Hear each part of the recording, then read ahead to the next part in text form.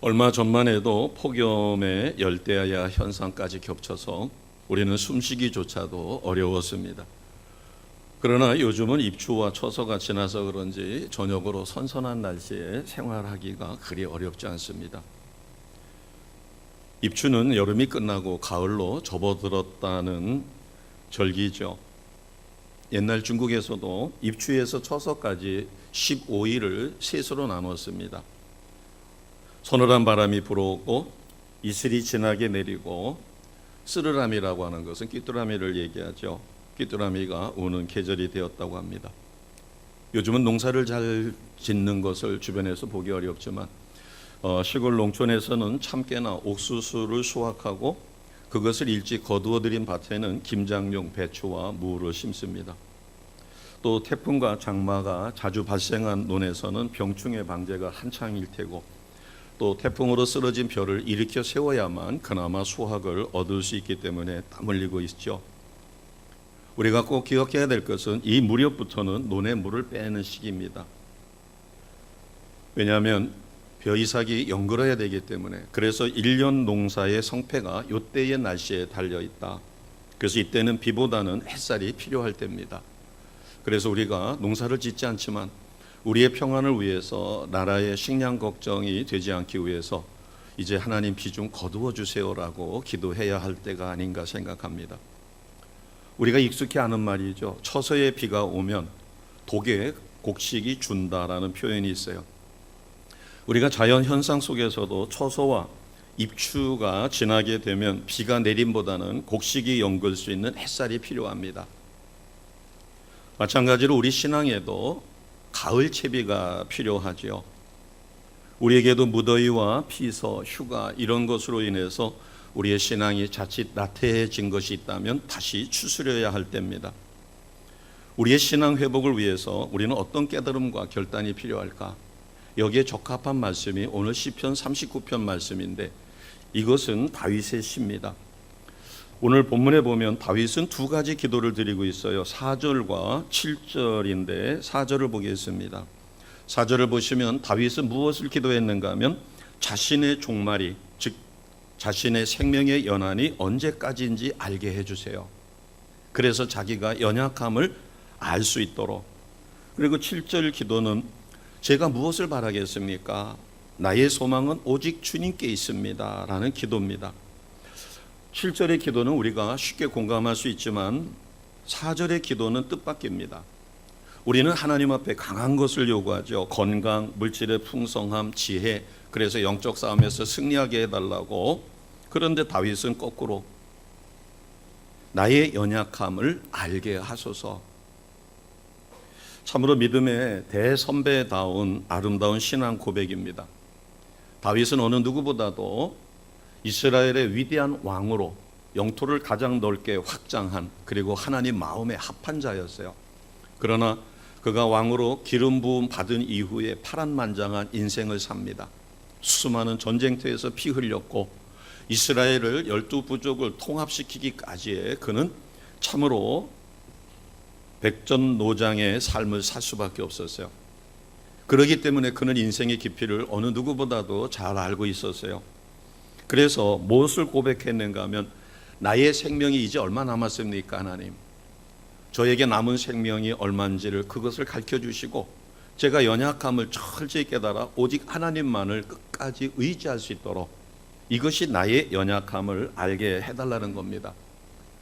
왜냐하면 다윗이 승승장구하고 이제 전쟁이 거의 끝나가는 상황에 밧세바를 범하는 큰 잘못을 저질렀어요. 그때는 전쟁이 소규모의 국지전이었기 때문에 굳이 왕이 나갈 필요가 없었어요. 그래서 왕궁에서 편안하게 거닐다가 아리따운 한 여인을 보고 음욕을 품게 됐고 급기야는 음란의 죄를 짓게 됩니다. 그래서 다윗은 깨달은 거예요. 자신이 강하다고, 모든 것이 이제 다 이루어져서 형통하게 되었다라고 했었을 때 뜻밖의 실수와 교만해지기가 쉽기 때문입니다. 그래서 자신의 연약함을 깨닫게 될 때 조심하게 되고 신앙생활에서 하나님의 도움 없이는 도저히 불가능하다라고 생각하기 때문에 철저하게 간절하게 기도하여 하나님의 인도하심을 받습니다. 오늘 말씀을 통하여 우리는 어떻게 내 신앙을 추스릴 것인가? 첫 번째가 우리 인생의 연약함을 깨닫는 비결이 다윗은 5절에 이렇게 고백했습니다. 다윗은 자기의 인생이 짧다는 데서 연약함을 깨달은 것이에요. 5절 같이 선포합니다.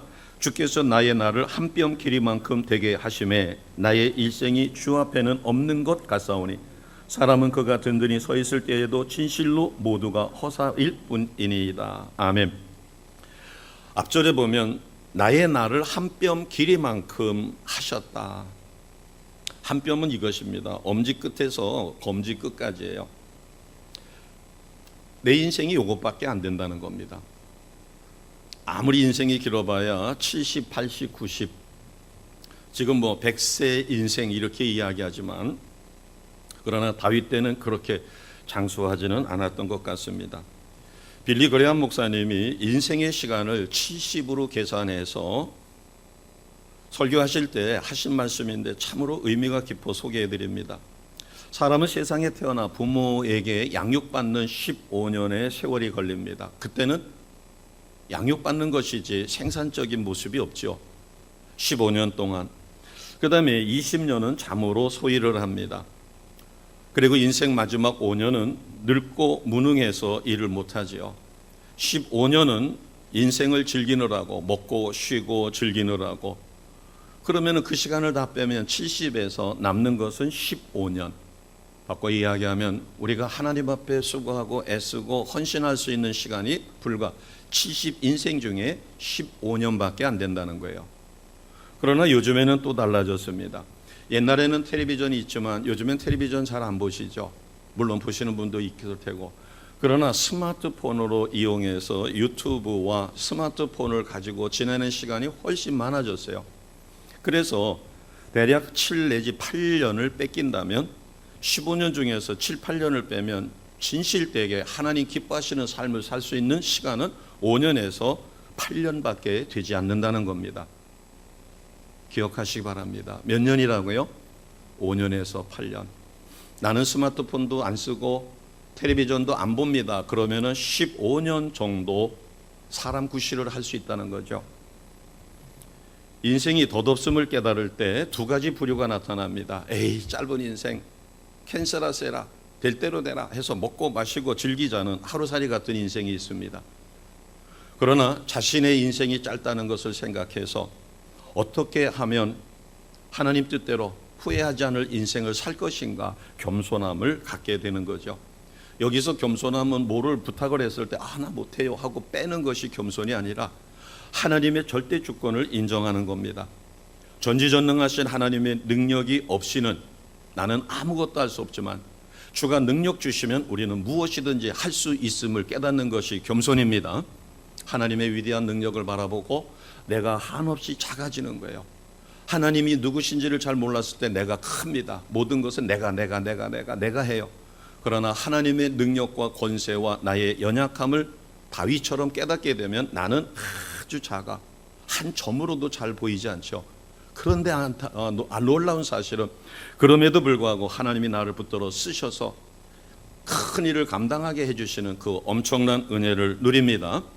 다윗은 오늘 5절 말씀을 통해서 4절 말씀을 통해서 자신의 인생이 짧다 그리고 연약함을 깨닫기 때문에 신앙을 추스리고 신앙의 가을 거지를 준비할 수가 있었습니다. 두 번째는 6절 말씀입니다. 6절 같이 하겠습니다. 진실로 각 사람은 그림자같이 다니고 헛된 일로 소란하며 재물을 쌓으나 누가 거둘지 알지 못하나이다. 아멘. 참 이 6절 말씀은 인생을 파란만장한 인생을 살아보지 않고서는 결코 고백할 수 없죠. 각 사람은 그림자같이 다닌다. 나를 드러내고 싶지만 무수히 많은 사람들 속에 과연 우리는 지금 미국 대통령이 누군지도 이름 모르는 사람이 수두룩합니다. 전 세계를 지배할 수 있는 힘을 가진 미국 대통령. 어찌 보면 그도 그림자처럼 우리에게는 그림자일 수밖에 없죠. 그의 이름조차도 모르는데 하물며 우리가 작은 지역에서 아니면 내 주변에서 나를 드러내기 위해서 아웅아웅 하는 것 자체가 그래서 다윗은 뭐라고 이야기하는가 하면 모든 각 사람은 그림자같이 다닌다. 그리고 헛된 일에 소란하다는 거예요. 소란하다라고 하는 것은 분주해서 악의다툼을 하는 겁니다. 헛된 것에 조금 섭섭하다고 난리치고 뭐하고, 그래서 헛된 일에 소란하다 보니까 진짜 중요한 것이 아님에도 불구하고 그러다 보니까 자기 인생에는 쉼조차 없는 거예요. 그리고 아구악작같이 재산을 쌓습니다. 재물을 쌓는데 그게 누가 거둘지 알지 못한다는 거예요. 죽음은 인생에 풀지 못한 최대의 수수께끼입니다. 죽음을 이긴 사람은 아무도 없어요. 과거도 현재도 미래에도 할 것 없이 사람들은 모두가 죽음을 맞이할 수밖에 없습니다. 거지 나사로도 죽었고 부자도 죽었습니다. 어떤 사람도 자기를 찾아온 죽음 앞에 무기력할 수밖에 없죠. 그래서 이 진리를 터득한 사람이 다윗입니다. 그래서 자신의 허망함이 무엇인지 깨달았어요. 그것을 6절에 그렇게 표현한 겁니다. 진실로. 너무 중요한 말씀이죠. 각 사람은 그림자같이 다닌다. 그리고 헛된 일로 소란하고 재물을 쌓지만 누가 거둘지 알지 못한다. 그러면 모세는 이와 같은 다윗의 고백처럼 죽음에 대해서 어떻게 이야기하고 있을까? 자, 시편 90편 4절 5절 말씀입니다. 자, 우리 인생을 어떻게 보았을까? 4절에 표시가 되어 있습니다. 같이 합니다. 주의 목전에는 천년이 지나간 어제 같고 밤에 한순간 같다. 천년이 어떻다고요? 우리는 천년 하면 엄청난 긴 세월일로 생각해요. 그러나 하나님 앞에는 천년이 지나간 어제 같고 어젯밤 잠깐 눈 붙였는데 눈 뜨니 아침이 되었어요. 그것 같다는 겁니다. 5절입니다. 같이 합니다. 주께서 그들을 홍수처럼 쓸어 가시나이다. 그들은 잠깐 자는 것 같으며 아침에 돋는 풀 같습니다. 아멘. 홍수처럼 쓸어 간다. 이게 무슨 말일까요? 죽음을 의미하는 것인데 인구 보고서 자료에 의하면 요즘에도 거의 비슷할 것입니다. 세계적으로 볼 때 하루에 대략 몇 명 정도가 죽음을 당하는가 하면 130만 명이랍니다. 130만 명을 하루니까 24시간 초로다가 나누어 보면 1초에 20명씩. 그러나 요즘에는 훨씬 더 많을 것입니다. 자, 130만이라고 하면 대전 광역시 인구가 약 130에서 150만 정도 얘기합니다. 하루에 대전 광역시 정도의 인구가 사라진다는 것이에요. 물론 새로 출생하는 신생아가 있긴 하겠죠. 그러나 인도라든가 중국이라든가 이런 몇몇 나라를 제외하고는 절대 인구가 줄어들고 특히 대한민국은 심각합니다. 홍수가 나서 싹 쓸어가면 나무고 집이고 다 무너지죠. 죽음이 싹 쓸고 갈 때 하루에 130명을 쓸고 간다. 모세가 이것을 본 것입니다. 아무리 큰 홍수가 나도 하루에 130만 명을 쓸어갈 수는 없어요. 코로나19의 위험성이 높다고 하더라도 또 변이 바이러스로 그러나 하루에 130만 명이 죽지는 않습니다. 그런데 하나님이 예정하신 죽음은 하루에 전 세계적으로 130만 명이 하루에 죽음을 당하고 이 엄청난, 그래서 모세는 뭐라고 이야기하는가 하면 홍수처럼 쓸어간다. 그래서 잠깐 자는 것 같지만 아침에 돋는 풀과 같다. 우리는 기억하셔야 됩니다. 그 130만 속에 태어날 때는 순서가 있지만 갈 때는 순서가 없다는 사실이에요. 이 죽음의 위력 앞에는 내게도 반드시 죽음이 온다는 사실을 깨닫고 나의 연약함을 홍수처럼 쓸려갈 때 나도 쓸려갈 수 있다는 것을 깨닫게 되면 우리는 내 남은 인생이 한 뼘 정도밖에 되지 않기 때문에 남은 시간에 최선을 다하게 되고 하나님이 내게 원하시는 것이 무엇일까? 내가 주님 앞에 가서 혹시 책망받지 않을까 해서 나 자신을 겸허히 되돌아보고 하나님 앞에 최선의 삶을 살아지게 될 것입니다. 그와 같은 깨달음을 누리시기를 주님의 이름으로 축복합니다. 아멘. 지혜로운 자요 솔로몬은 전도서 7장 2절에 죽음에 대한 지혜를 우리에게 이렇게 가르쳐 주었습니다. 전도서 7장 2절입니다. 같이 하겠습니다. 초상집에 가는 것이 잔치집에 가는 것보다 나으니 모든 사람의 끝이 이와 같이 됨이라. 산자는 그것을 그의 마음에 둘지니라. 아멘. 초상집에 다녀오면 친한 지인일 경우에 더 가슴에 남습니다. 결혼식에 가서 기쁨과 또 행복함을 나눌 수는 있지만 잠깐이에요. 돌아서면 잊어버립니다. 그러나 나의 가까운 친구, 둘도 없는 중마고우였다면 그의 죽음은 나에게 오랫동안 남습니다. 그래서 솔로몬이 뭐라고 잠언에 전도서에 말씀을 했는가 하면 초상집에 가는 것이 깨달음이 훨씬 더 크다는 거예요. 잔치집보다. 왜냐하면 모든 사람의 끝이 죽은 사자를 본 것처럼 그렇게 나에게 닥칠 것이라는 겁니다. 어떤 사람이 생명보험에 들려고 어렵게 부탁을 받아가지고 생명보험 상담을 했습니다. 그런데 생각보다 보험료가 비싼 것 같아요.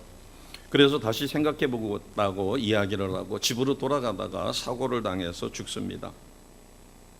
그가 몇 시간 후에 자기 생명이 죽음을 당할 것이라고 생각했더라면 보험료가 아무리 비싸더라도 그 자리에서 보험을 체결했을 것입니다. 그러나 그는 조금 후에 자신이 죽는다는 생각은 전혀 할 수도 없었고 또 오랫동안 생존할 수 있다고 생각했기 때문에 비싼 보험료 때문에 망설이다가 그냥 돌아온 것이죠. 하나님이 나를 언제 부를지 모릅니다. 그리고 죽음의 시기를 우리는 알 수가 없어요. 그렇기 때문에 하나님 앞에 겸손할 수밖에 없습니다. 우리는 하나님 앞에 오늘도 무사히, 그래서 많은 사람들이 인사할 때, 헤어질 때 안녕, 빠이빠이 이렇게 이야기합니다. 그러나 우리는 오늘 무사할 것만 하나님 앞에 간구할 것이 아니라 언제 어떻게 내게 어둠이 닥치고 죽음이 닥친다 할지라도 우리는 나의 마지막 날 재림 주님 심판대 앞에 어떻게 쓸 것인가를 바라보고 기도하며 준비해야 합니다. 그래서 다윗은 7절에 이렇게 하나님 앞에 간구하는 것입니다. 7절 같이 하겠습니다. 시작. 주여 이제 내가 무엇을 바라리요? 나의 소망은 주께 있나이다. 아멘. 참 대단한 믿음이죠. 인생을 살고 보고 최고의 권자에서 12지파를 통합도 해보고 그리고 하나님의 무한한 사랑도 마음껏 누려봤고 그러나 그가 깨달은 오직 소망은 누구에게 있다는 거예요? 나에게 있는 게 아니라 내 재능에 있는 게 아니라 왕으로서의 누려본 곳에 있는 게 아니라 오직 나의 소망은 주께 있습니다. 이 영적 진리를 철저하게 터득하셔서 하나님 기뻐하시는 삶을 사시는 우리 모두가 되시기를 주님의 이름으로 축복합니다. 아멘.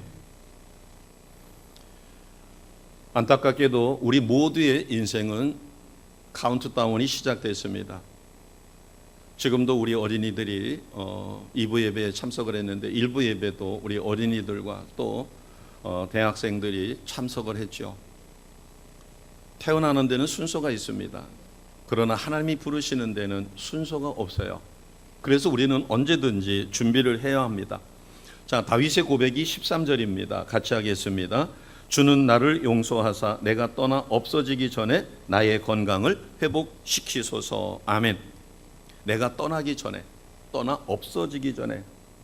떠나 없어진다는 것은 죽음을 의미하죠. 주님, 나의 허물을 용서해 주세요. 내가 떠나 없어지기 전에. 여기서의 건강은 육신의 건강뿐만 아니라 영적인 건강입니다. 우리는 코로나19로 인하여 본인도 알기 어렵게 침체되어 있어요. 그리고 코로나가 주는 아주 악한 영이 코로나를 붙들고 특히 크리스찬들에게 예배의 소홀함을 정당화시켜 줍니다. 또 다른 사람을 배려해서 그럴 수도 있고 뭐 여러 가지가 있죠. 지금 신방 거의 어렵습니다. 신방을 가더라도 문고리에다가 뭐 떡을 걸어 놓는다든가 뭐 이렇게 하고 전화상으로 아니면 화상으로, 그러나 그 가정에 가서 예배를 드리는 것과는 전혀 다른 것입니다.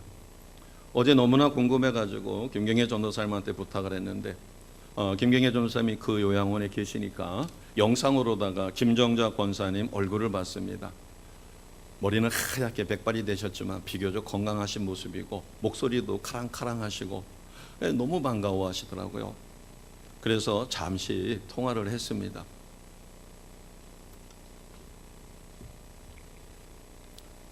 아무리 신세대요 배꼽티를 입고 머리에 브릿지를 하고 발랄함을 자랑해도 하나님이 정하신 죄의 대가는 죽음이기 때문에 사망이죠. 그것을 피해갈 사람은 아무도 없습니다. 그래서 다윗은 내가 떠나기 전에, 없어지기 전에 나의 영적 건강을, 육적 건강을, 그래서 하나님이 원하시는 하나님의 일에 최선을 다할 수 있게 해달라고 이야기합니다. 우리가 왜 예수님을 믿을까요? 이 세상에는 예수님에게만 영생이 있습니다. 여기서의 영생은 천국에서, 하나님 나라에서의 영생이에요. 우리가 기억해야 될 것은 영생은 천국에서만 영생이 있는 게 아니라 어디에서도 영생이 있어요? 어디서도 영원히 죽지 않고 살아요? 지옥에서. 같이 봅니다. 지옥에서. 천국에서도 영원히 죽지 않고 행복한 삶을 살지만 지옥에서도 믿지 않으면 영원한 형벌 속에 무서운 고통의 시간이 있다는 사실을 우리는 기억해야 합니다. 봄이 가면 여름이 오죠. 자, 이제 여름이 가니까 입추가 되고 처서가 돼서 조금만 있으면 이제 가을이 깊어지고 단풍이 들고 낙엽이 떨어지면 겨울이 올 것입니다. 우리 인생도 마찬가지죠. 출생이 있으면 언젠가는, 그래서 지금 우리가 가을 거지를 준비하자는 것입니다. 육신의 죽음 뒤에는 반드시 심판이 있습니다. 죽는 것으로 끝나는 게 아니에요. 그럴 것 같으면 많은 사람들이 너무너무 힘들 때 스스로 목숨을 끊을 것이에요. 그러나 크리스찬은 스스로 절대로 목숨을 못 끊습니다. 하나님이 주신 것이기 때문에 이유가 있고, 어떤 어려운 삶이든 간에 거기에는 하나님의 선하신 뜻이 있기 때문에 우리는 끝까지 견뎌냅니다. 그래서 자살할 수 없는 것이에요. 성도들에게는 상급 심판이 준비되어 있습니다. 영원한 천국에서 하나님 나라에서의 행복한 삶이죠. 그러나 믿지 않는 불신자들에게는 형벌 심판, 죽음이 기다리고 있습니다. 죽음은 믿는 사람이나 안 믿는 사람이나 모두가 맞이할 수밖에 없지만, 믿는 이는 천국에서의 영원한 행복한 삶을, 그러나 믿지 않는 이는 형벌 심판으로 지옥행이 준비되어 있다는 것입니다. 왜? 죄의 삭은 사망인데 그 죄의 문제를 해결하지 못했기 때문에 그래요. 죄의 문제를 해결하는 것은 어려운 게 아닙니다. 내가 하나의 산을 갖다가 번쩍 들어 바다로 옮겨야 되는 것이 아니라 오직 믿음으로, 그것도 하나님이 주시는 믿음으로 누구를 믿는 것이에요? 예수님을 나의 구원자, 주님으로 믿는 것입니다. 그래서 하나님의 선물로 구원을 받는 것이에요. 구원을 받으면 죽었던 사람의 영 속에 성령이 오시고 성령이 다스려서 내가 온전히 믿어서 믿음의 확신과 구원의 확신을 갖고 영원한 영생을 누리게 됩니다. 그래서 우리의 삶이 확 달라지는 거예요. 전혀 다른 모습으로 바꿔지는 겁니다. 죄의 자녀가 하나님의 자녀로, 마귀의 자녀가 하나님의 자녀로, 죄에서 우리는 의인으로 완전히 신분이 바뀌었습니다. 그래서 새로 태어났다, 거듭났다, 중생했다, 이렇게 이야기합니다. 우리는 심각하게 생각을 해봐야 됩니다. 나는 진짜 구원받았는가? 진짜 구원받았다면 우리는 아무리 폭염이 무섭고 힘들어도, 코로나가 아무리 무섭고 힘들어도 그보다 더한 마지막 때에 지옥 형벌이 기다리고 있다는 사실을 깨달을 때 우리는 나의 허벅지를 쳐서라도 하나님 원하시는 건강한 삶으로 반드시 회복이 되어야 합니다. 그래서 13절에 다윗이 주님 나를 용서해 주세요. 내가 떠나 없어지기 전에 나의 건강을 회복시키십시오. 아까 빌리 그레함 목사님이 인생을 70으로 봤을 때 마지막 5년은 건강하게 어느 날 잠자듯이 주님 품에 안기는 사람도 있지만 대개 요양원이라든가 아니면은 건강을 잃어버려 가지고 5년 정도는 하나님의 일을 전혀 못할 수 있어요. 그래서 우리가 늘 기도하고 또 믿음의 사람들이 하나님 앞에 많이 기도하는 게 치매가 두려운 거예요. 그래서 하나님 없다고 그럴까 봐, 자손들에게 피해를 줄까 봐, 그래서 오죽하면 치매보험까지 있으려고요. 그러나 치매보험이 우리를 구원해 주는 게 아니라 나의 남은 마지막 인생이 헛되지 아니하도록, 그래서 주님 품에 안기는 그날까지 하나님 기뻐하시는 일에 우리는 온전히 쓰임받을 수 있을 수가 있어야 합니다. 다시 한번 강조하지만 구원을 받기 위해서 우리가 특별히 애쓸 것은 없어요. 그러나 한 가지는 애를 써야 합니다. 믿어지는 믿음. 내가 죄인이라는 사실이 철저히 믿어지고 내 죄를 용서받는 것은 오직 예수 그리스도 십자가 보혈의 공로밖에 없다. 그래서 예수님이 나의 죄를 위하여 십자가에 죽으셨다는 사실을 믿고 예수님을 나의 구원자 주님으로 영접해야 합니다. 모셔드려야 합니다. 그래서 내 영 속에 성령께서 역사하시는 대로 우리는 변화된 삶. 그래서 내가 힘들고 고단하더라도 우리는 기도의 자리와 예배의 자리를 결단코 멀리해서는 안 됩니다. 그렇지 않는다면 우리는 다시 한번 점검을 해봐야 돼요. 무정란을 아무리 부화기에 집어넣고 어미닭이 정성을 다해서 품는다고 해도 수정이 되지 않는 무정란은 나중에 썩습니다. 그러나 유정란은 병아리가 태어나죠. 내가 믿노라 하면서도 하나님 보시기에 다른 사람이 보기에 저분 믿는 분 맞아? 저분 직분자 맞아? 아니 직분자가 어떻게 기도의 자리도 예배의 자리도 저럴 수가 있을까? 사람이 보기에도 그런데 하나님이 보시기에는 어떨까? 그러나 사람이 보기에와 하나님 보기엔 다릅니다. 하나님은 그 영혼을 사랑하셔서 그 영혼이 돌아서며 다시 깨달을 수 있도록 무수히 많은 말씀 속에 역사가 일어납니다. 그래서 내가 겸손하게 깨닫고 내 인생에 연약함이 있고 한계가 있다면 하나님은 범죄한 사람 인간에게 너는 흙이니 흙으로 돌아가라 그랬어요. 그것을 피할 사람은 아무도 없습니다. 그러나 예수님께서 소망을 주셨어요. 요한복음 11장 25절 26절에 나는 부활이요 생명이니 나를 믿는 자는 죽어도 뭐 하겠다고요? 살겠고. 같이 해봅니다. 살겠고. 무릇 살아서 나를 믿는 자는 영원히 뭐 하지 않는다고요? 죽지 아니하리니. 죽을 수밖에 없는 인간이 예수님을 믿으면 죽음의 문제도 해결이 됩니다. 여기서의 죽음의 문제가 해결되는 것은 영적인 것이겠죠. 물론 육적인 것도 해결이 되지만 육은 흙에서 와서 흙으로 돌아가게 하나님이 명하셨기 때문에 어느 누구도 육신의 죽음은 피할 수 없어요. 그러나 안 믿는 자는 지옥 형벌이 기다리지만 믿는 이에게는 하나님의 긍휼이 있고 내가 신앙이 침체되었을 땐 어떤 방법으로든 간에 하나님은 다시 돌아서라고 이야기해요. 그래서 돌아섰을 때는 사사기로 우리가 지금 말씀을 계속 묵상하잖아요. 하나님 앞에 악을 범했을 때 하나님은 이방 민족을 통하여 18년이 됐든 20몇 년이 됐든 간에 잔혹한 고통 속에 있게 하십니다. 그래서 그들이 깨닫고 이제는 견디다 못해 하나님 앞에 회개하고 돌아서면 하나님은 사사를 보내어 그 문제를 해결하고 사사가 살아있는 40년이든 20몇 년이든 평화의 시대가 유지가 됩니다. 그러다가 그들은 등 따시고 배부르면 다시 또 이방신을 섬기고 하나님을 잊어버려요. 이게 계속 반복되는 것을 지금 우리는 말씀 묵상으로 사사기를 통하여 어찌 보면 사사기는 우리의 모습과 너무나 닮은 인생의 패턴을 거기다가 다양하게 그려놨습니다. 우리는 꼭 기억하셔야 됩니다. 신앙에는 중립지대가 없어요. 신앙에는 무엇이 없다고요? 중립지대가 없습니다. 동전을 던지면 앞면이 나오든 뒷면이 나오든 반드시 둘 중에 하나가 나옵니다. 하나님의 세계에서 우리 신앙생활에 우리 인생에는 중립지대가 없어요. 하나님 앞에 인정받고 하나님의 복된 삶을 누리거나 아니면은 악한 영에게 사로잡혀 저주받은 인생을 살 수밖에 없어요. 이것은 우리가 선택해야 할 것입니다. 나는 하나님의 복받고 싶지만 복받을 만한 일을 전혀 하지 않는다면 성령께서 수도 없이 깨우쳐서 일어나라, 기도하라, 말씀 묵상하라, 성경 통독하라, 우리에게 수없이 이야기하지만 그때마다 잠깐만요, 바빠요. 뭐가 바빠요? 어때요? 하다가 나중에 뭐 할걸. 그때 가서는 너무나 늦을 것입니다. 우리는 예수님을 믿는 것이 중요한 게 아니라 잘 믿어야 합니다. 뭐 하는 게 중요하다고요? 잘 믿는 거. 한경진 목사님이 이제 소천하실 날이 얼마 남지 않았을 때 젊은 후배 목사님들 중에서 한국을 대표하는 기라성 같은 분들이 찾아가서 인사를 했어요. 그랬더니 한경진 목사님이 덕담을 하십니다. 목사님들 예수 참 믿으세요. 아니 한국을 대표하는 기라성 같은 목사님들인데 덕담하실 것이 다른 것들이 많을 텐데 가장 중요한 덕담, 예수 잘 믿으세요. 우리는 다시 한번 점검해 봐야 합니다. 나는 예수님을 잘 믿고 있는가?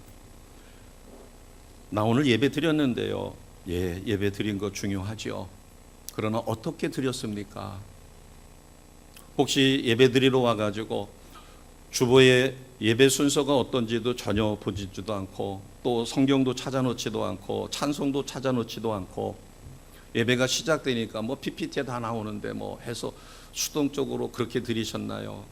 아니면 일찍 오셔가지고 예배 순서를 찾아서 성경도 찾아놓고 찬송도 찾아놓고, 그 다음에 오늘 목회 칼럼에는 무엇이 실렸고, 그 다음에 그림으로 은혜를 주는 그림은 어떤 내용이고, 교회 소식은 무엇이 있으며, 그리고 성령께서 오늘 예배를 위해서 내게 어떤 것을 기도시키는가를 주님 앞에 묻고 기도하셨나요? 그리고 말씀을 들을 때 사모해서 하나님의 음성이 떨어지면 아멘, 아멘 하기 위해서 일주일 전서부터 아니면 최소한 토요일서부터 기도로 준비하고 오늘 예배를 오셨나요? 어떻게 오셨죠? 전혀 준비 없이 덜렁덜렁 와서 의자에 앉아 있기만 한다면 겉으로 보기에는 예배 드리셨습니다. 그러나 하나님이 보시기에는 예배자가 아닙니다. 예배당에 왔다 간 겁니다. 하나님은 예배당에 왔다 가는 교인을 원하는 것이 아니라 하나님 앞에 신령과 진정으로 예배 드리는 자를 원하십니다. 이게 예수 잘 믿는 거예요. 예배만 잘 드리는 게 아니라 일상의 삶에서 살아계신 하나님을 드러내는 것입니다. 저 양반이 예수 믿어? 아유, 이 정도가 되면은 심각한 거죠. 저 양반이 예수 믿어? 어쩐지 저렇게 형색은 남노하고 저래도 어떻게 저분에겐 기품이 있고, 도대체 저분이 저런 상황에서 우러나는 정말 뭔가 저의 속에서 행복함이 있는 것 같은, 역시 그가 예수 믿는 사람이었구나. 내가 명함을 만들어 가지고 제가 이런 사람입니다라고 뿌리고 다니지 않아도 누가 보면 그에게서 예수 믿는 향기가 풍겨난다면 그는 예수 잘 믿은 사람입니다. 우리는 그리스도의 향기예요. 그리스도의 편지예요. 내 자손이 나의 모습을 보고 내가 우리 부모가 믿는, 우리 엄마가 믿는, 우리 아빠가 믿는 예수 나도 믿고 싶다면 예수 잘 믿으신 겁니다. 내가 다니는 회사의 사장이나 아니면은 어느 간부가 예수를 잘 믿어. 다른 사람이 봤을 때 역시 우리 사장님은 달라, 우리 부장님은 달라, 우리 계장님은 달라, 내 옆에 친구는 달라. 역시 예수 믿는 사람이 달라. 예수 잘 믿는 그리스도의 향기를 풍기는 주의 백성이 반드시 되셔야 합니다. 그렇지 않다면 1초에 20명, 하루에 130만 명이라는 홍수로 쓸어가는 것과 같은 죽음이 언제 우리에게 닥칠지 모르는 것입니다. 우리가 20, 30대에는 빨리 나이가 들었으면 하죠. 시간이 너무 안 가는 거죠. 그러나 벌써 30이 넘어 40이 넘으면 이제 느끼기 시작합니다. 그러다가 50이 되면 40은 40km로 달리고 50은 50km로 달리고 60은 60km로 달린다고 합니다. 70이 넘어가면 인생이 너무 짧아서 그래서 쏜살 같다 그럽니다. 양궁할 때 보면 손에서 시위가 탁 떠나면 그거를 슬로우 비디오로다가 슬로우 모션으로 보여주니까 우리는 다시 볼 수 있지만은, 그러나 현장에서 보면 그냥 순간적으로 퍽 소리와 남과 동시에 관역에 꽂히죠. 쏜살 같은 우리 인생입니다. 한 뼘 길이의 인생의 카운트다운은 이미 시작됐다는 사실과 홍수처럼 쓸려갈 수 있다는 사실을 꼭 기억하시기 바랍니다. 우리가 기억할 것은 신앙생활에는 방학이 없습니다. 신앙생활에는 휴일도 없고요. 신앙생활은 은퇴도 없습니다. 왜냐하면 우리를 넘어뜨리려 하는 마귀와 사탄이 방학이 없기 때문에 그래요. 그 영체에게는 휴일도 없습니다. 그들은 그 직책에서 은퇴하는 법이 없어요. 그렇기 때문에 우리가 무더위로 인하여, 때로는 이런저런 일로 인하여 내 신앙이 나태되었다면 우리는 다시 추스려서 회복시켜야 합니다. 그래서 전교인 하나님 앞에서는 신앙을 회복시키는데 아주 특효약입니다. 말씀 묵상이 있고요, 기도 생활을 체크해서 기록하게 만들어 놨습니다. 정확하게 기록한다면 일주일 동안에 내가 몇 분을 기도했는가, 몇 시간을 기도했는가가 체크가 되고, 내가 말씀을 얼마나 묵상했으며 나는 성경을 얼마나 읽었는가, 그 다음에 새벽 예배 대신에 저녁 기도회와 주일 낮 예배와 저녁 예배와 수요 예배와 금요 열방 기도회와 이런 그리고 섬김과 봉사의 자리에 나는 어떻게 했는가 해서 14점 중에서 나는 몇 점을 지금 갖고 있는가, 5점 이하로 떨어지면 중환자실에 계신 것입니다. 하나님이 원하시는 삶, 하나님이 기뻐하시는 삶을 살아지심으로 이 땅에서도 우리는 천국과 같은 삶을 살 수 있음을 확실히 믿습니다. 우리는 규칙적인 신앙생활로 한때 열심히 했기 때문에 그것을 꽃감 빼먹듯이 빼먹을 수 있는 게 신앙이 아닙니다. 신앙은 과거에도 열심히 했지만 지금도 열심히 해야 되고 주님 앞에 이르기 직전까지 우리는 최선의 삶을 살아야 합니다. 그래서 다윗은 오늘 우리에게 가르쳐주는 교훈이 참으로 큽니다. 자기 인생이 짧다는 데서 연약함을 깨달았으며 육체의 죽음을 통해서 허망함을 깨달았고, 그리고 인생이 카운트다운 되고 있기 때문에 13절처럼 주여 나를 용서하시고 내가 떠나 없어지기 전에 나의 건강을 회복시켜 달라고 하나님 앞에 기도하게 되었습니다. 저는 우리 성도님들을 너무나 사랑합니다. 또 담임 목사로서 책임감이 있습니다. 그래서 이름 불러가며 기도하지만 안타까울 때가 있어요. 예수 그리스도 안에서 죽음과 마지막 때를 준비하시고 오직 믿음으로 사셔서 하나님이 원하시는 삶, 하나님을 기쁘시게 하는 삶을 살아죠. 이 땅에서도 천국을 누리시고 하나님의 나라 영원한 그곳에서도 행복한 삶을 누리시기를 진실로 축복합니다. 재림 주님이 오실 때 두려워할 것이 아니라 주님 앞에 섰었을 때 부끄럽지만은 그래도 나는 상급 심판에 참여하겠지 했는데 네가 왜 그리로 가느냐, 나는 너를 모른다. 지옥 형벌로 떨어진다면 그때는 돌이킬 시간이 없을 것입니다. 오늘 전하는 말씀을 가볍게 듣지 마시고 신앙생활에 가을 거지에 신경 쓰셔서 나의 남은 인생이 헛되지 아니하도록 하나님 손에 존귀하게 붙들려 쓰임 받아 주시기를 다시 한번 주님의 이름으로 축복합니다.